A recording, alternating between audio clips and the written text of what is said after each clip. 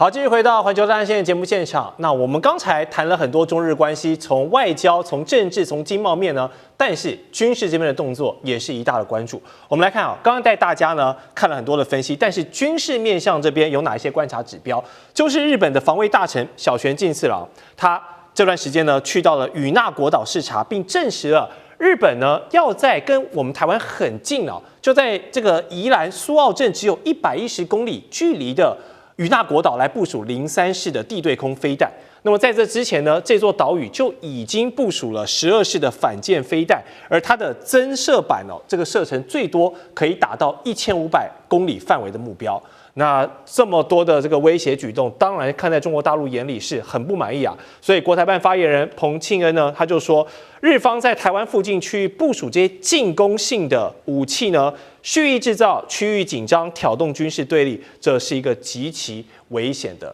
動作。好，那麼這個台灣的總統賴清德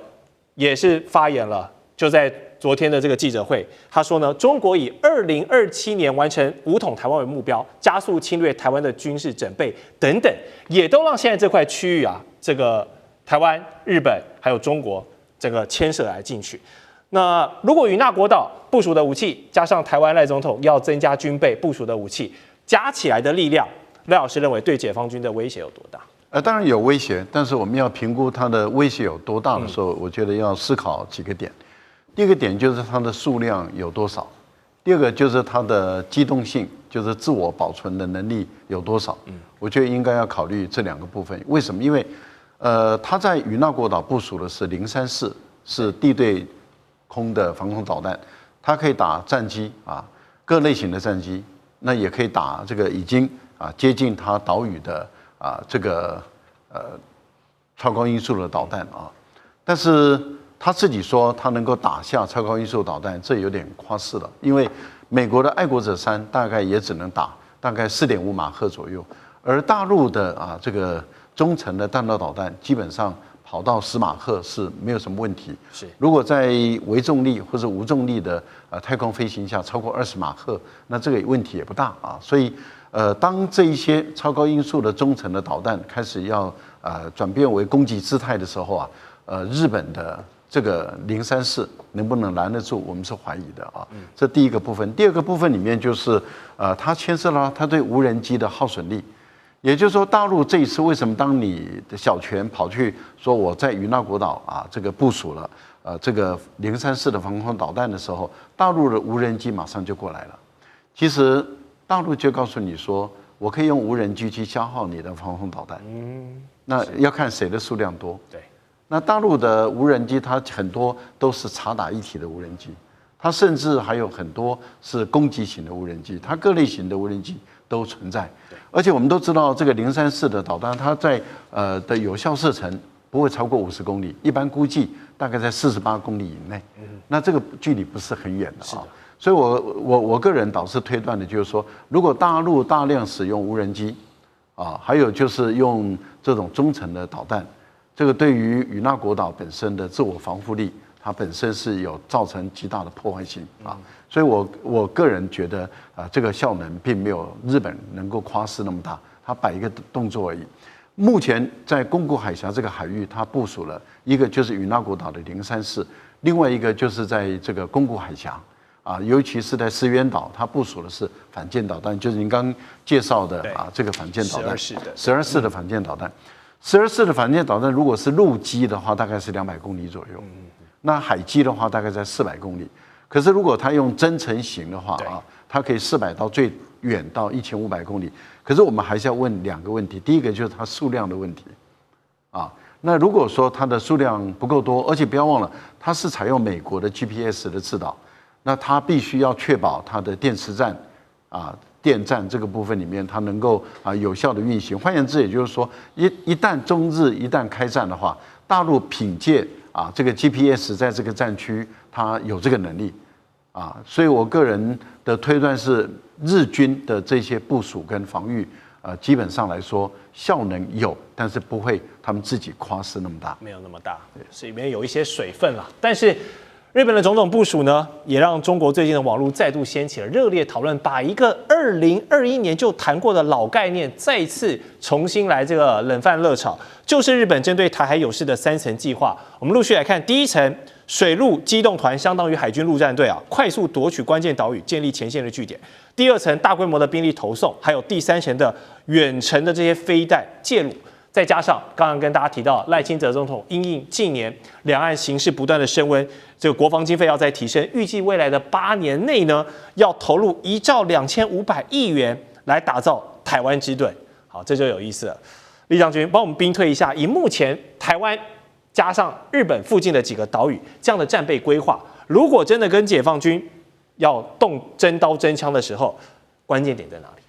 我們之前講哈，這個高市長呢講說台灣有事哈，就是日本有事哈。那到底日本要幹什麼事哈？要幹什麼？那我們現在看到這個他要水陸機動團哈，要大規模的兵力投送，然後飛彈介入。那這些飛彈什麼飛彈呢？也就是小渊進次郎他講的這種對空型的這個3-4的地對空飛彈，還有這個124的反艦飛彈。那部署在哪裡呢？好，部署在與那國島跟宮古海峽。那我將這整個結合起來啊，用一個兵推的方式來跟觀眾說明哈，整個結合在一起。那我們先看一下哈，這個如果說啊，這個如果解放軍一旦要武統台灣，那我們台灣會做的事情是什麼事情？第一個事情，我們一定做這個向東部來疏散我們兵力啊。各位可以看到，所以畫出來，我們海軍大概會在這個花東地區的外海這個地方做海軍的艦艇的輸泊。那空軍來講，到佳山花蓮的佳山基地。那我們做這些事情之後，那緊接着我們來看哈，這個解放軍會做什麼動作？我很簡單講，阻援打點哈，阻援什麼？就是反介入跟區域拒止的一個作戰。他用什麼兵力呢？一定是用他的航母戰鬥群哈。所以它航母戰鬥群，我們假設是遼寧號，因為遼寧號是在北部戰區嘛，然後這個山東跟這個福建是在南部戰區，它可能一邊控領的這種巴士海峽，另外一邊哈，這個甚至於到蘇祿海那邊擋住美軍航空母艦這個從南海那邊上來哈，這個大概是解放軍阻援的部分，那從這邊過去。好，那現在如果阻援，大家很清楚可以看得到，它勢必要通過宮古海峽。我們每次都講說，解放軍的軍艦通過宮古海峽。宮古海峽，我們這邊也給各位量出來哈，從北端到這個南邊這邊，這最寬的地方海域是300公里寬。那各位看一下，我這個畫這個圈圈就是124導彈200公里的這種射程。那北邊部署一個飛彈群，南邊部署一個飛彈群，是不是整個可以將宮古海峽封鎖哈？那如果說是對空來講的話，它可以在這個50來講，它可以在2個這個島中間擺一個這種這個具有防空能力的這個驅逐艦擺在這邊，就可以整個封鎖宮古海峽。所以這第一個，那你在這邊擺這124的這種反艦導彈，如果說對解放軍來講，是不是很大一個威脅？這是第一個哈。第二個來講的話，它打點的部隊會用什麼部隊？我們現在就以這個解放軍既有的兵力來看的話，那打點部隊，我認為第一個來講的話，他會用076的這種2棲攻擊艦哈，到花東地區來，因為我們海空戰力在這個地方嘛，所以他一定會到這邊來跟我們海空，在這個海域來講做一個海空的一個決戰。那他不需要用到航空母艦了，他可能用076哈，上面搭載了無人機就可以，他到這個地方來，這個地方，那在這個地方很可能會發生海空激戰。在這種狀況之下，那與那國島，你看是不是就在這個邊邊啊？就是不是就在裡面？就在裡面了，就在船裡面。那你這個日軍在這裡面，你認為他會如果說要協助我們台灣作戰，要對解放軍發動攻擊的話，那你是不是就在裡面？我們試想一個場景哈，就是現在來講，我們在講福特號戰鬥群在委內瑞拉，在加勒比海要打委內瑞拉，那你能夠想象說福特號這個航母戰鬥群中間有一個島啊，這個島上面部署了俄羅斯的反艦或防空飛彈，那美軍會不會跳腳？這道理就在這個地方。那你想想看，這個與那國島，這就是為什麼小泉進次郎要在與那國島部署地對空導彈，然後解放軍來講會在這個地方才嚴正的抗議，而且會跳腳的原因就在這個地方哈。那再來我們第三個，它的這種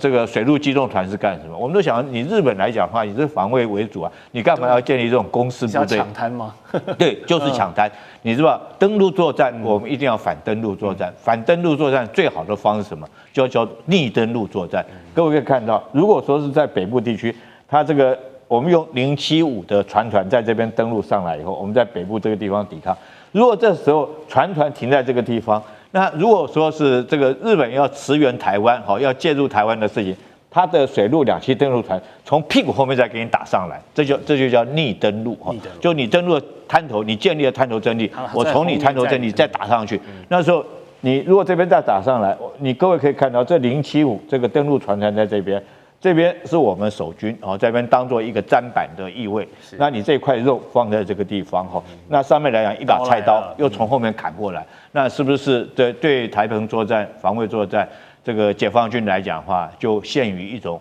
不利的狀態？它必須要有效的阻止這個機動船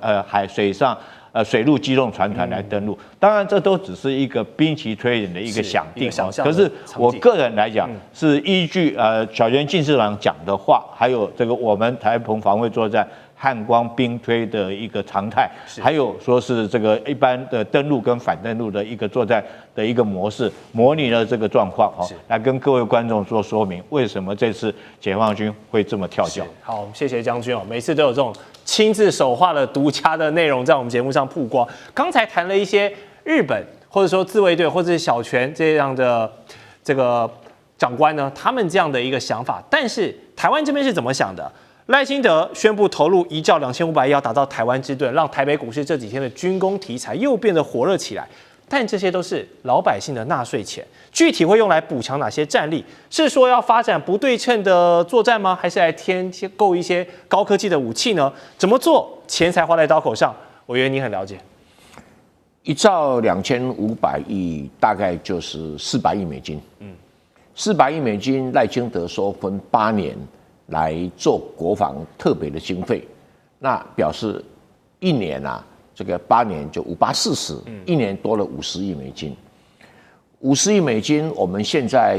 基本上一年大概已經有250億美金，3%嘛，對，250億美金的一個軍費。如果再加上這個40億美金，就將近要300億美金。對啊，所以將近300億美金這樣的一個軍費，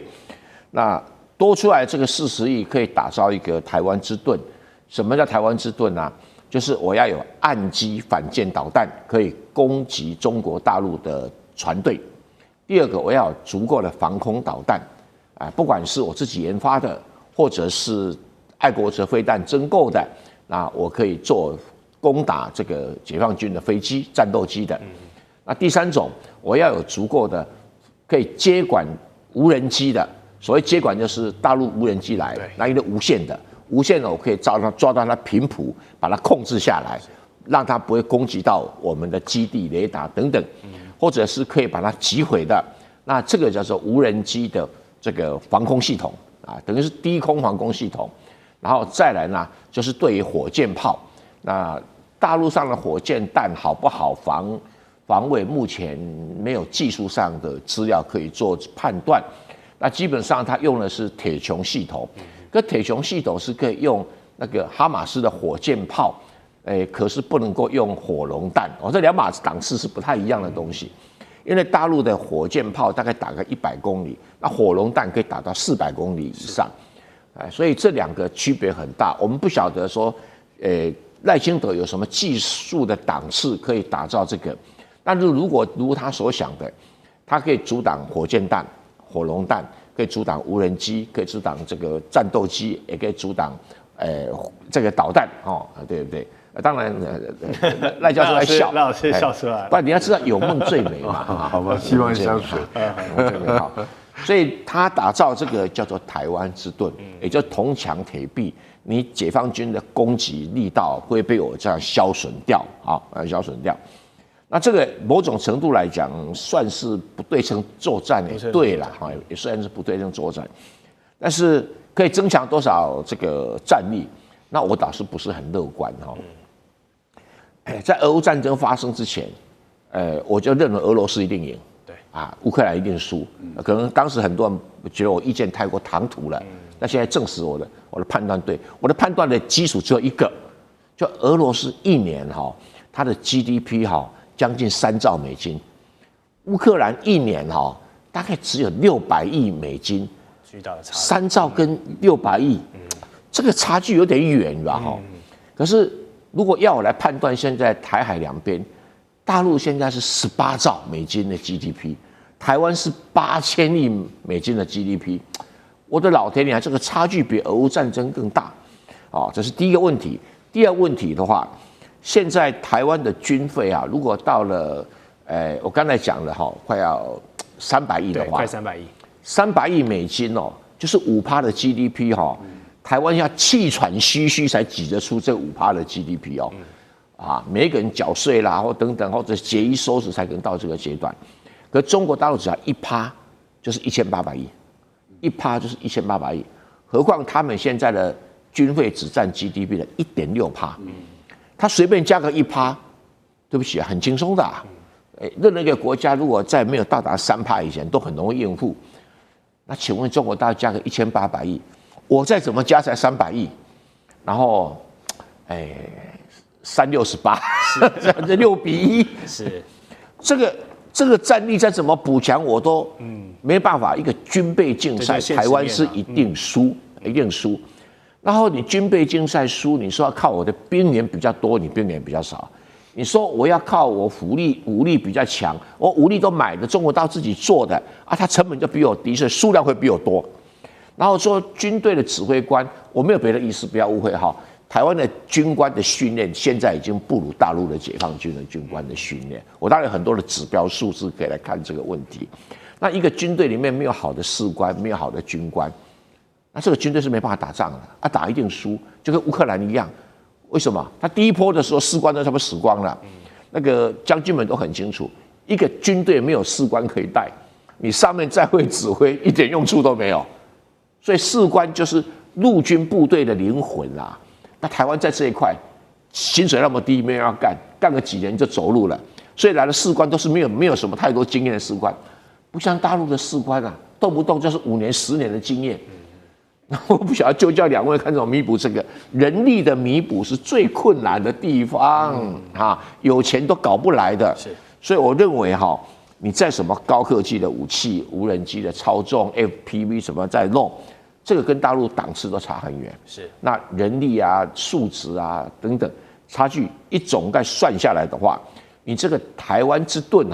只是台灣捕破網。所以委員還是用這個經濟面國家機器整體的後勤跟整體的 GDP 這樣一比較之下，還是非常的明顯。但是兩岸人民同文同種，相煎何太急，我們還是希望呢，不要只走到剩下戰爭這一條絕路了。好，稍後回來跟3位專家繼續探討，就是印度跟巴基斯坦的地緣政治，還有香港的鴻福苑這個非常慘烈的大火事件。我們馬上回來。地緣政治、美中之爭、戰略價值、強權崛起、小國生存，現在與未來洞悉事件走向。